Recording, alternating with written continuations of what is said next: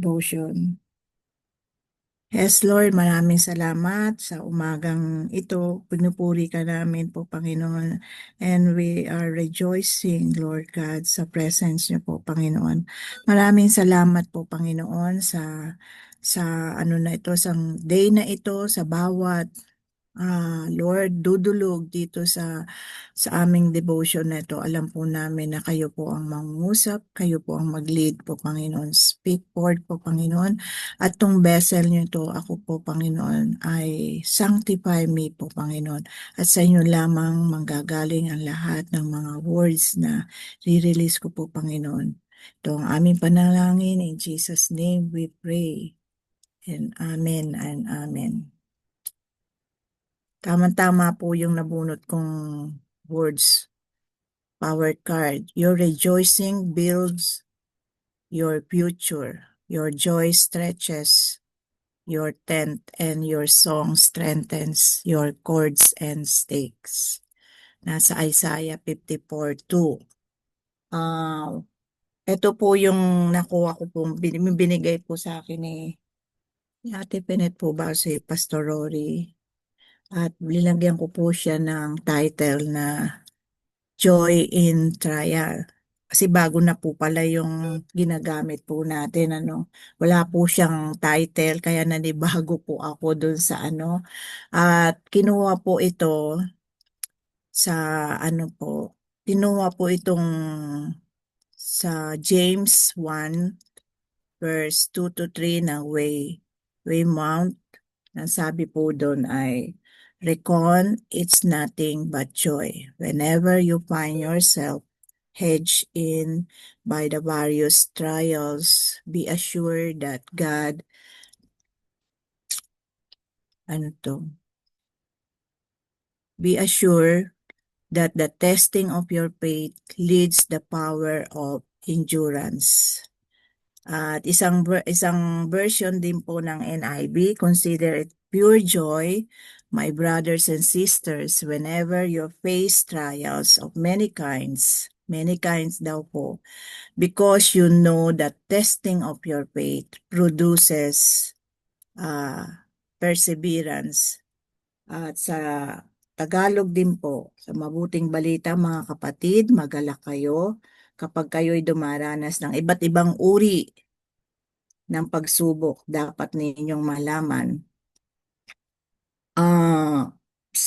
Ito yung malaman na nagpapatatag ito ng ating pananampalataya sa pamagitan ng pagsubok.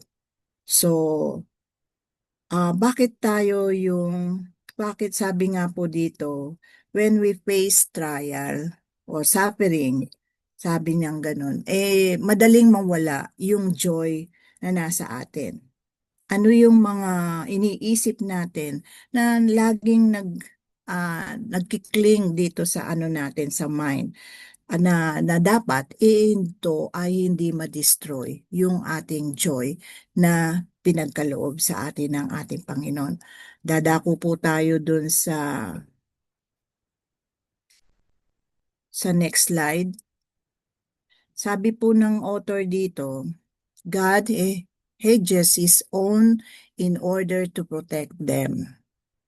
Yet, often they only see the wrong side of the hedge and therefore misunderstood His action. So, yun po yung ano po nangyayari po, no? May pinibigay sa atin ng mga protection ng ating Panginoon o mga bagay na pagsubok para makover din tayo, maprotect din tayo, pero natitignan natin, nakikita natin na parang may mali, parang hindi maganda, parang hindi nami-misunderstood natin daw yung kanyang action. And so it was Job when he asked, sabi niya ganon, why life given to a man whose way is hidden, whom God has hedged in. So ano rin po, naranasan din po ni Job to, no? But Satan knew the value of that hedge. He challenged the Lord by saying, have you not put a hedge around Job and his household and everything. Sabi niya, kaya lang naman yung ano kasi pinoprotektahan, binibigay mo, bine-bless mo. Kaya nandiyan pa rin si Hope, nagpapasalamat, kinikilala. Eh paano kung ano, sabi niya, bigyan pa yan ng pagsubok yan. 'Di ba? Binigyan naman po siya ng ano, inalaw naman ng ating Panginoon. Pero wag mo siyang ano tawag doon, papatayin, parang ganun ano. Sabi niya ang gano'n. Hinayaan din ng ating Panginoon, sabi niya ang gano'n. So, gano'n din yung nangyayari sa ating sa ating buhay. Sabi dito, onto the pages of every trial, there are narrow shelves of light that shines. Ito na po yung mga trials na nararanasan natin. Thorns will not prick you until lean against them and not not will touch you without God not knowing, sabi niya po dito. At hindi ka itatouch gaya nung ano, hindi ka itatouch nung kaaway na iyon dahil ang ating Panginoon ay nakikita at patuloy pa rin siyang wina-watch, nakapaligid pa rin siya sa atin. Tinitignan pa rin siya yung ano yung man yung nangyayari sa atin.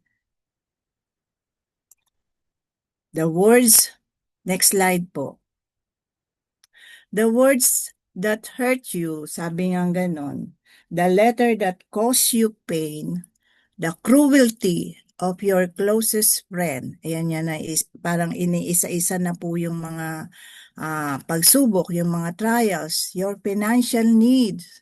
They are all known to Him. Alam ng ating Panginoon kung ano man yung mga pinagdadaanan natin, kung tayo man sabi nga ganon, ano yung pangangailangan natin sa financial, ano man yung mga bills na babayaran natin. Yan yung mga ano no, yung isa sa mga ano, kung ano yung mga pressure sa trabaho natin at yung mga hindi relasyon na hindi nagkakaintindihan, di ba? Isa rin yun sa ano. So, lahat pong yan ay all known to Him. He sympathizes as no one else can and watches to it through it all. You will dare, sabi niya, wala ka ng ano kung hindi ipagkatiwala mo na lang sa Kanya, to trust Him completely. Ito na lang po yung ating mga gagawin, to trust Him completely. The hawthorn hedge that keep us from intruding, sabi niyang ganon, looks very fierce and bare. Lahat po yan sa pagdaan po ng buhay natin magmula nung tayo, lalo na pantong as we grow matured, grow old, lalo na pa as a Christian, talagang dumadaan po tayo dito sa ano, looks very fierce and bare when striped. Ito yan na po, no? Lahat pong yan, kahit na tayo ay dumadaan din sa pagkakasakit, lalo na pagka na-hospital po tayo, tapos yung bayarin, yung mga gamot, nandun din po yung isip natin, yung pag-alala natin, yung po yung naano rin po tayo lalo na pagka may related din sa mga mahal natin sa buhay na masyado rin tayong naapektuhan, no? Pero sabi niya ganito, when stripped by winter, every branch pruning its thorn that would wound. Hindi pa rin patapos yung ano na, so yung pagsubok na ito. Thorns that would wound, pwede rin makasugat, makatear. But, sabi niya ganon, dumating yung springtime, and like the rod that budded, each twig breaks out in green. So, kung mapipicture natin pagka yan, yung springtime, pag dumating yung winter, di ba, natutuyo yung daon, nalulugas, yung ganyan. Twigs na lang ng ano, tapos darating po yung spring nang yan, ay saka doon makikita na natin may bunga, merong lumalabas na unti-unti, nagigreen na yung ano, ganun po yung ano natin, lalo na dyan sa lugar nyo, no? Dito hindi natin makita po yun. Doon sa may mga four seasons na yan ay nakikita natin. And caution soap of tender leaves are studied. Next, ano po, when spines alone were seen, sabi naman ganun, ito, sorrows naman, that as seem perplexing, our mercies kindly sent to guard our wayward soul from sadder vexing, and greater ill prevents, to save us from the pit, no screen of roses would serve for our defense. The hindrance that completely interposes stings back like thorny fence. At first, when smarting from the shock, complaining of wounds that freely plead God's hedges of severity as paining, may seem severe indeed. So, lahat po, no, ng ganyang nararanasan natin ay itong devotion na to, kinumpara tayo kung ano yung sa mga seasons na nakikita natin. Parang katulad din ng buhay natin, may kanya-kanya rin tayong panahon. But afterward, sabing ganon, God bless springtime coming. And bitter murmur cease, tumigil na, and sharp severity that fears us bloom, and yields the fruit of peace. Yan. During the nagbunga na ng kapayapaan. Then let us sing and guarded way, thus wending life's hidden snares among, of mercy and judgment sweetly blending, sad but lonely song. Yan po yung ating, sabi po nung author nung po yun. Ang reflection ko po rito, tingnan po natin yung reflection, no? Yan. God command us to have joy.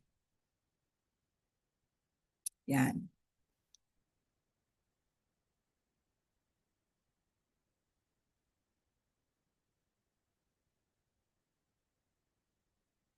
Yan. Number one, ang reflection ko po to, kinumanya tayo unang-una na magkaroon din tayo ng joy over trials. Kahit na nandun tayo sa kalagitnaan, in the midst of our trials, suffering, troubles, kailangan nandun pa rin yung joy. The joy must be seen in, that is something valuable. Meron sa kabila nung ano na yon, ng pagsubok na yon, yung joy na yon ay napakahalaga pa rin at precious sa atin. You know that how God used them. Itong mga trials natin, itong mga pinagdadaanan natin ay gagamitin din ng ating Panginoon for the glory of His name. Kaya no matter kahit na anuman yung mga pagsubok natin, sabi niya ganito, we are facing, don't let the fears and worries, sabi niya na mawala yung joy kahit na ano yung sitwasyon na hinaharap natin sa buhay. Huwag natin pahirapan natin yung ating sarili sa wala namang maidudulot. Sabi po dun sa verse Philippians 4:4, rejoice in the Lord always. So always, kahit na anumang panahon, kahit anuman yung dumaan sa atin, ay nandun pa rin po yung kagalakan sa puso natin. So, sabi rin po doon sa Nehemiah 8:10, the joy of the Lord is my strength. Kaya po na-search ko po yung kanta na yung The Joy po, no? So, yung po ring sabi ni Jesus that no one will take away your joy. Di ba sa ating Panginoon din ang nagbigay ng joy. Your joy will surface from the depths of your heart. Dapat mangibabaw, hindi yung nakapailalim, hindi natatabunan ng mga troubles itong natin, itong joy na ito. So iba po yung joy sa happiness, di po ba? So, yung happiness po ay yung pagka naibigay na yung naibigay yung gusto mo, happy ka na doon, di po ba? Pero yung joy, nanggagaling sa kaibuturan ng ating puso. Hindi mawawala po yun dapat. So, number two, God has a purpose and plan in your life. Sabi nga po dito, there is something need to be changed. Kailangan merong mabago dun sa ano din ng ating Panginoon. Ito ay nagpo-produce din ng maganda. Kaya nga sabi ko kanina, may season ang ating Panginoon. At itong season na ito ay pwedeng baguhin din ng ating Panginoon. At kailangan when a person season kailangan yung magandang layunin ng ating Panginoon ang siyang makita din sa atin.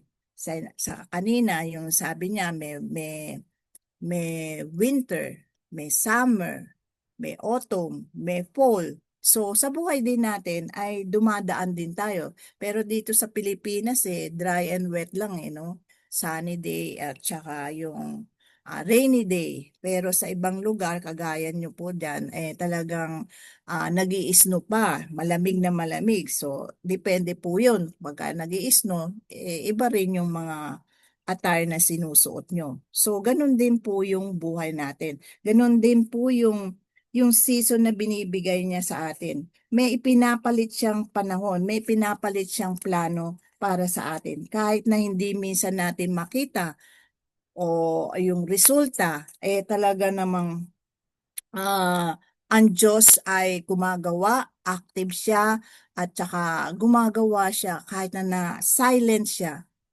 doon sa buhay natin. Di man natin nakikita, nalalaman, still ang ating Panginoon ay gumagawa po. Sabi po niya doon sa Jeremiah 23:11, for I know the plans I have for you, declares the Lord.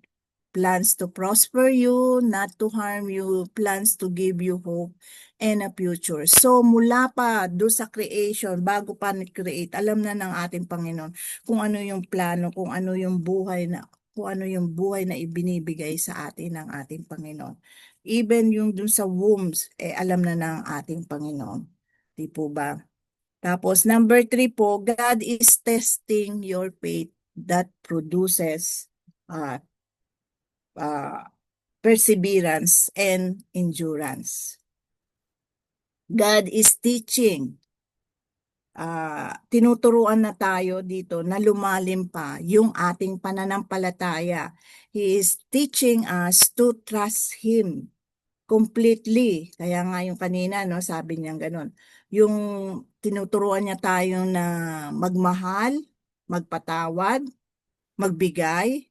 Yan, kanina, yung perseverance, yung mag-endure, lahat po yan, o kaya yung mag-intindi sa kapwa natin at makita natin yung pangangailangan ng iba, hindi lamang po yung sarili natin. At pagkat tumingin nga tayo, o kaya nakita natin, lalo na pagka nakarinig tayo ng mga iba't testimony, makikita pa natin, marirealize pa natin, nasa ano rin pala siya, dumadaan pa rin siya sa pagsubok na hindi lang pala ako, mas malalaman pa natin, mas mabigat pa yung pinagdaanan nitong ating kapatid na to. So, tinuturuan din natin tayo ng ating Panginoon na malaman kung ano yung kanyang mga naisin, yung revelation, ano laman ng puso niya. Tapos, yun nga po, higit sa lahat, yung nararanasan natin na pagsubok na ito yung dapat makita natin na dapat ay nandun pa rin yung gladness natin, nagre-rejoice pa rin tayo. Bakit? Bakit tayo magre-rejoice? Kasi alam natin, nakasama natin ang ating Panginoon. Alam natin na merong ito tinuturo ang ating Panginoon. Alam natin na something will be, na meron tayong makukuha o kaya meron tayong after this, hindi natin alam, meron pa rin reward pala na ibinibigay na nakasunod dito sa ating pagka tayo ay ay napagdaanan na natin itong mga pagsubok na ito. Kaya yung testing of faith, ito talaga ay palalim ng palilim, kung ito ay nasa mababaw lang yung ating pananampalataya o kaya pagtitiwala sa ating Panginoon, the more na we rely, the more na lumalapit tayo sa ating Panginoon, the more na nagtitiwala tayo, na lalo lumalalim yung ating faith sa Kanya. Yung perseverance at endurance, talagang susubukin tayo. Gano't natin may endure. Hindi lang yung tiis Hindi lang yung sacrifice. Kung hindi, paano mo matagalan yung mga pagsubok, yung mga dumadaan sa buhay natin, no? Kaya yung consider it joy, 'di ba? At yung pangako ng meron po akong ano tapos dito, no, example na lang po dito, no, yung pinagdaanan ni Ate Olive, di po ba? Alam niyo po ba nung marinig po yung testimony niya, yung sharing niya doon sa aming iglesia, talagang ganun na lamang yung pag-iyak, pag pag ah, sabi ko, Lord, bakit ganun? Anong nangyari ng ganun? Yung talagang yung na yung loob ko, yung puso ko, talagang nagtatanong na ako sa Panginoon na ganun. And then, nirebuke po ako ng ating Panginoon. Tapos talagang hanggang kinabukasan, nirebuke din ako ng ating Panginoon na ako lang ang makakagawa, ako lang ang makakabigay ng yun. Tapos nung marinig ko si Ate Olive, hinag ko po yun, talagang makikita pa rin yung joy sa bibig niya, sa buhay niya, sa face niya, walang walang tawag doon, walang troubles, walang question, walang ano. So nung marinig ko, lalo na yung ngiti niya doon sa BIY, sabi ko, Lord, walang dahilan para hindi ako tawag doon, para mamigati pa ako, mag-question pa ako. Pero nung marinig ko kung ano yung binibigay yung joy sa puso ni Ate Olive, yun na po yung in-embrace ko. Kaya hanggang ngayon, pagka nakikita kami ni Ate Olive, talagang nakaka-bless. Eto pa po, nung ano pa po, talagang sabi ko, Lord, may nagpa-pray, sabi ni pastor, pag-pray nyo yung mga bagong tapos magbigay din ng ganun. Sabi, sanay na sanay po kami pag kami pagpe-pray na ganun, talagang kasakasama namin si Ate Olive. Kaya yun, sabi nga po, talagang sa Panginoon lang tayo mananangan po nun. Um, yung pong God has a purpose and plan for you. Isa ko rin po yung share sa inyo, yung plano ng ating Panginoon. Meron po kaming isang miyembro doon na talagang dumating sa punto, matagal na po yun matagal na po yun na panahon na nagkaroon po ng hidwaan itong dalawang pamilya dahil hindi sila dahil yung both sides, galit na galit po yung isang mother po. Talagang sobra-sobra po yung bitter na sabi niya, ayoko nang ayaw na niyang makita yung ganito sa church, o kung hindi, kami ang aalis. Gano'n, no? Sa nangyari do sa kanilang pamilya na yon. Alam nyo, nung dumating din ng time na sabi ko, Lord, ano po yung tapos sumakita ko do sa Aldersgate, Gate, gusto ng Panginoon na ipag-pray. So pinag-pray ko, pero that time hindi pa sila ready. Hindi pa time, talagang yung bitterness, yung anger, yung resentment po, ganun pa rin. Ganun pa rin. So sa paglipas na ilang taon po 'yun, ilang pung taon na 'yun na na 'yun. So nagmemelo na rin po unti-unti. 'Di ba sabi nga po yung may mga season na at hindi natin alam na ang panahon at saka ang Panginoon ay gumagawa at kumikilos sa kanilang pamilya na yon.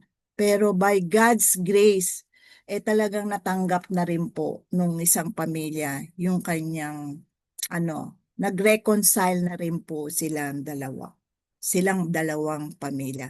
At talagang happy together, yung happiness ay makikita po sa kanilang both side. At ngayon po ay talagang sa tagal ng panahon, God answers our prayers. So, ito po yung promise ng ating Panginoon. Matutungayan po sa ate. Susunod po yung promise. Yan. Sabi po doon sa promise 16:33, I have told you these things so that in me you may have peace. In this world you will have trouble, but take heart, I will overcome the world. In troubles, trials, we have joy that translate into peace and happiness.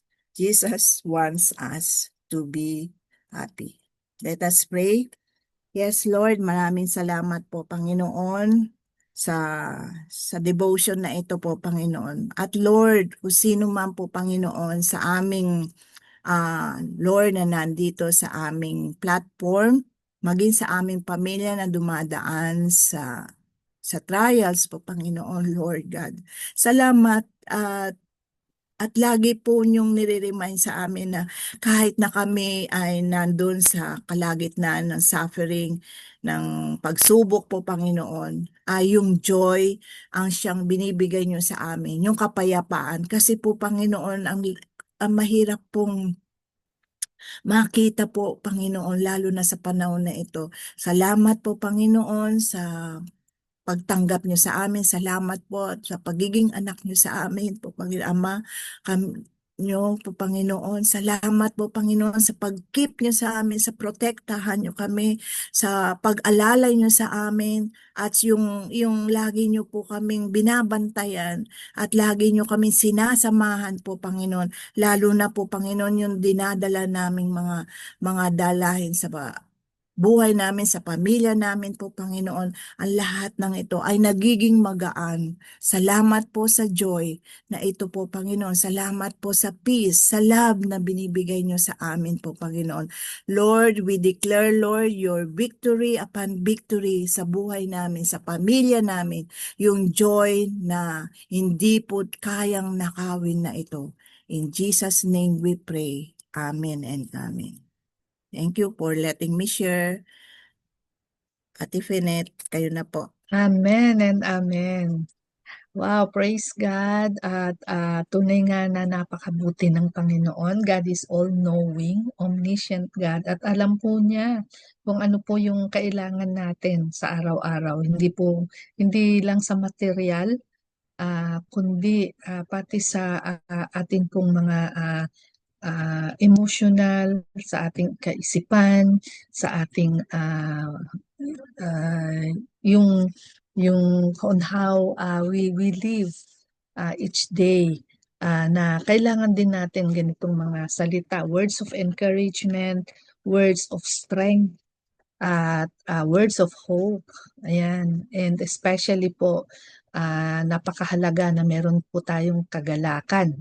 Ano po, yun po yung yun po yung pinaka-point ng ating mensahe sa araw na ito. And kung napapansin po natin, sa araw-araw mula nung inumpisahan po natin itong bagong series of devotionals na ginagamit natin ngayong bagong taon, ay marami pong ano dyan, yung mga reminders or reflections about yung mga life, our journey in life, in our faith, new beginnings, seasons, di ba? Kanina nabanggit din po yon, yung mga seasons.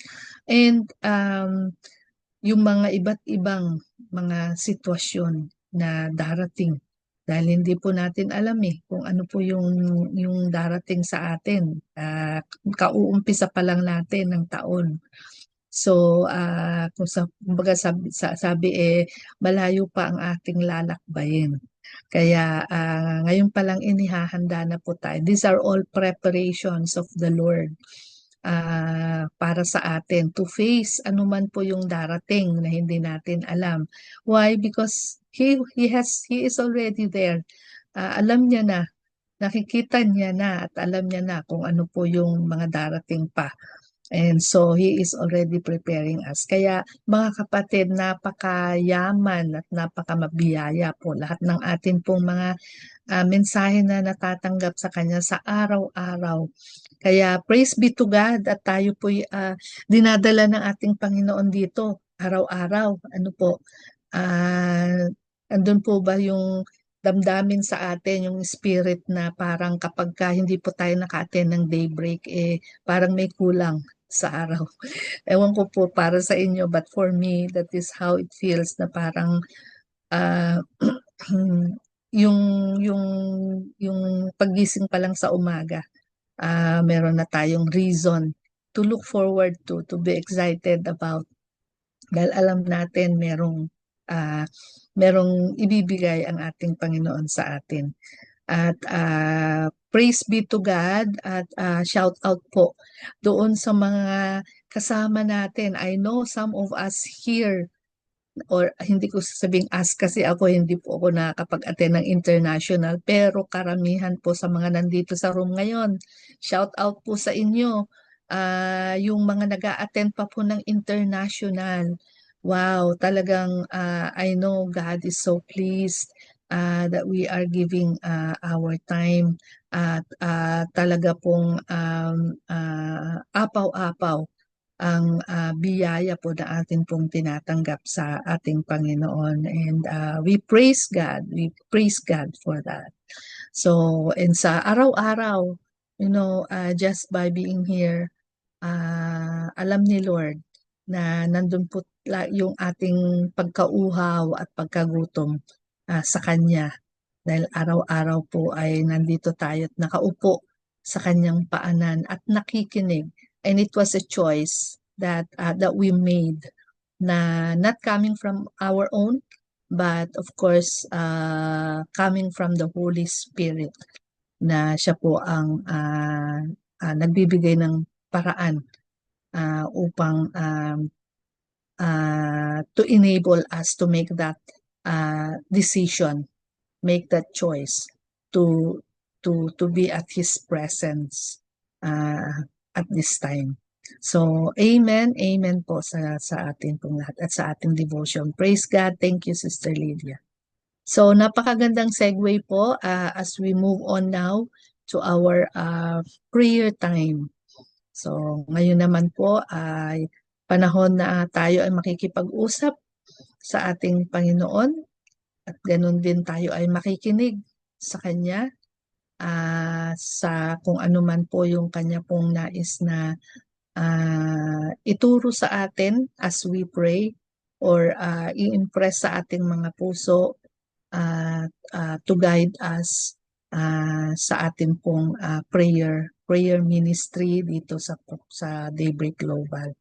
So let me share the screen and magkaroon po tayo ng mga prayer leaders at i-assign ko na lang po. Today, for the pillars of society, we are focusing on the family.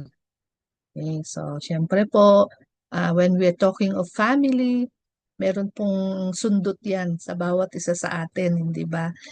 We all have our own respective families and that's plano po ng Panginoon yan. He created us as social beings, di ba? Sabi niya kasi, it is not good for man to be alone. Kaya saan niya una tayong inilagay? Sa atin pong mga pamilya. And we belong to our respective families para wala lang, there is a reason and we have a purpose. So, and one of those plans is to stand in the gap.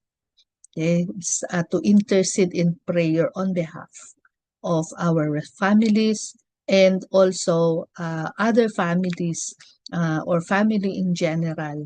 Okay, so hindi lang yung ating mga earthly families or biological families, but also mga spiritual families natin.